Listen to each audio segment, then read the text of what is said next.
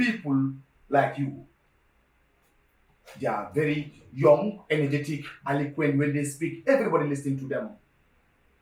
Once they were in power, they neglect the electorate. They forget about the electorate. And here you are. Everybody's listening to you. I know they will start saying that this man can talk. He's very eloquent. But I believe if you are given power, you forget people like the other people did before. This is the reason why Gambia is not progressive. You already no. This is the reason why. You already believe. This is the reason why. This is the reason why. We should hold you accountable for this. You already believe. No, the reason why I said I believe because I have seen it. Yeah. It has been happening and it's still going to happen. Yeah, this is why people differ. The problem here is once the government is not functioning, we blame the president. Yeah. But people behind the president and the people behind the president are the younger ones, just people like you, very brilliant, high intellect, educational qualification. And these are the people who could have served the Gambia. The Gambia is a very small country. Yes. 3 times inside Senegal. Yes. But yet we cannot able to progress because we have bad system in place. That's why PDIs, they are still crying for system change, not government change, system change. But here you are. What do you have to say? In this regard, we need to understand that all men are born equal. I think this is the American Declaration of Independence, right? That all men are born equal. But then, in somehow that people differ by faith, by beliefs, by thoughts, by ideas, by so many things that we do in our life. People differ. I think it's just a big disappointment that if you have an elected candidate to serve the people who was sworn into office to say that take the Bible or take the Quran and swear to your Creator, to God, that you will serve your community to the best of your interest without any fear or favor. You understand? Not being very biased. Okay. So I think this is because people have different upbringing, people have different character, people have different thoughts in their mind. But I think that would be a total disappointment if I would do that. If I am claiming that today I want to serve my country and I want the people to elect me into office, at the end of the day, just for me to believe that, look, I have gotten all what I want, they're paying me, I'm enjoying the seat and all that, I should not anymore take care of my people or my community or my country as a whole. I think that is a very big disappointment. If there's any politician who's doing this, I think that we should discourage these things. You know, politics is not only getting access to resources and then turn your back to your people. Politics is about servant. It's about service to the people. It's about empowering the people. It's about letting people understand that they've given what they want as their basic rights. You understand? We cannot discuss Gambian politics without having to mention the founding fathers of the Gambia. Now, we have seen during the colonial period, many people, they struggled for the independence of the Gambia. The life of Sadauda, Hassan Musa Kamara, you name them. You have P.S. Njai, you have, many people. Fanta Basse, many people. Safari Masingate, Sanjari Bojang, they struggled. And gone are those days when Gambian was under the colonial yoke. These people have to ride bicycle from one region to another, selling their agendas to the electorate so that the people can vote for them and then they will take this country. And when Karaba Jawara came in Gambia or in Gambian history, he was able to came up or to introduce many development here in Gambia. He introduced multi-party democracy. That is why today we have seen many political parties here in Gambia. He was able to play an important role in Gambian economy. He stabilized Gambian economy. Then Sadara also was able to play an important role in agricultural sector. So you as a politician, compare and contrast Gambian politics before independence and Gambian politics after independence, especially now our Gambian politics. So you compare and contrast and tell us. Yes, now we would also acknowledge that the demographics change. The world evolves. Technology is what is colonizing today every aspect of our life. You understand? If you want to compare and contrast those days politicians and the recent time we are politicians, it's a quite different thing. Those days, access to media was very scarce, was very limited. You understand? Now we can sit down here and then I will table down my own agenda. And somebody even in the province, in Basse, anywhere, or in Fonyi Jifanga will get to know what my agenda is. So we have to understand that, yes, maybe those people that you have mentioned adversely, they were part of the founding fathers who have actually orchestrated us to gotten our independence, and we will actually continue to acknowledge their legacy and their contribution to the Gambia because, like I said, leadership is about transition. You understand? From the first president or regime to the second regime to the third regime, and then after the third regime, there will be another one. It's about a connected chain. It's a transition. You understand? So, but then looking at those days, how they used to do their politics, like you said, they would travel from this region to that region using bicycles and other means to access the people and then tell them, look, this is what we want from you. Nowadays, things are different.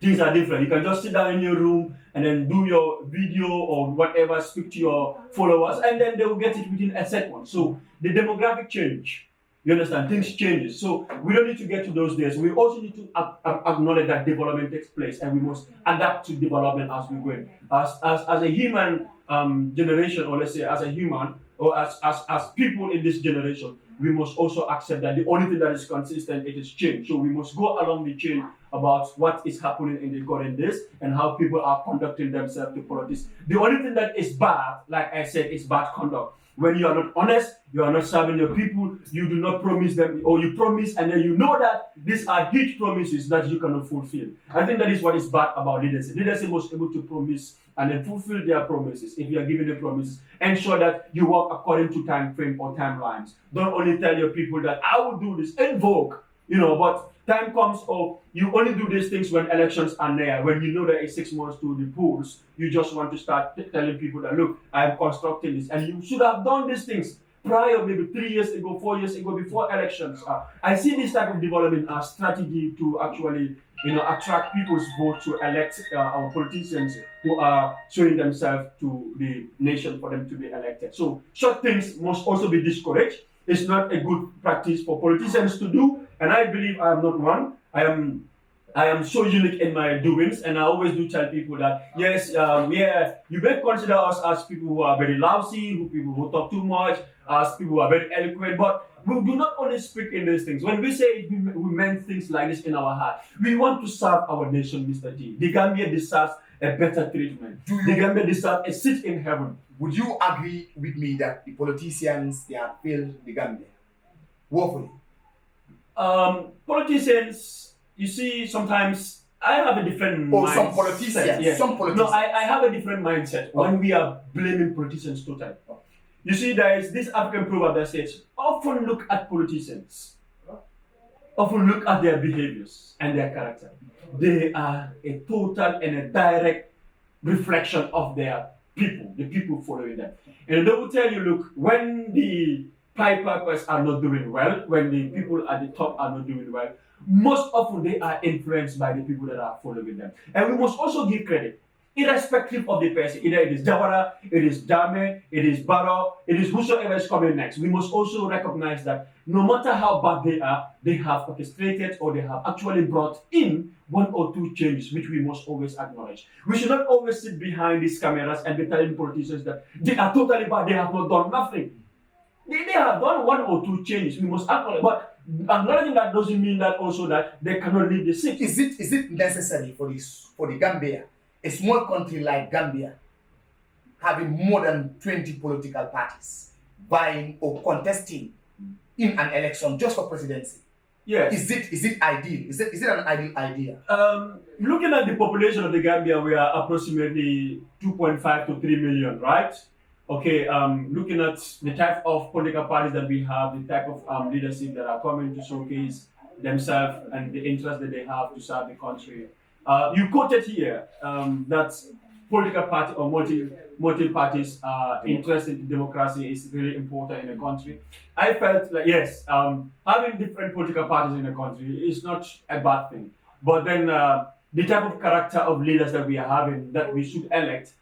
Looking at in other countries, I've seen the likes of South Africa, Julius Malema, who once said his interest as a political party is a movement, the EFF, Economic Freedom Fighters. They are a very prominent movement or a political party in South Africa. And when he was asked, he said, look, our aim is not actually to win presidency.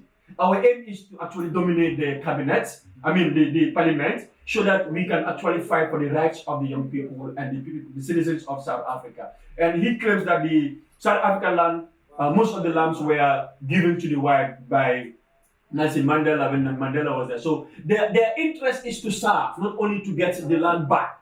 You understand? Is to serve. So we should also have those type of political parties. Not only their interest is to be in president. We can have as much, but when we have as much political parties, what is more important is cooperation. You understand? What is more important is to continue to work in our promises. The policies that we have, the agenda that we have, we do not need to bring our policies into effect when it's political time. If you are in politics and you were not elected to be the president, please go back with your people, sit down again, have a discussion. What implementation can you bring? What changes can you bring at your political party level? I've seen 1 or 2 political parties that used to try. We used to give credit to is it GDC, Mama Kande? GDC, yeah. You know, they were doing well in the province, giving them some projects that the women in the province are doing well, and other political parties as well. So I think this is what politics is. Politics is about the cooperation of ideas, the competition of ideas, and the execution of these ideas. And every political party must have in their manifesto the plans and development. At the end of the day, all of us have a desire, or the main goal that we have is to be in president. But if we are not that, we can still continue to serve the people. And I think, in fact, that is the time that you can even showcase yourself. That look, what I am doing, if you give me the chance to be in State House, I can do far better, where I can get access to resources. So election is fast approaching. Yes. Are you preparing your mind to contest in the National Assembly election? Because as you rightly mentioned, it doesn't necessarily mean that you have to go in for the higher position like presidency. Yes. Are you preparing your mind? Because we need young people like you Yes. to go into the house. In all honest,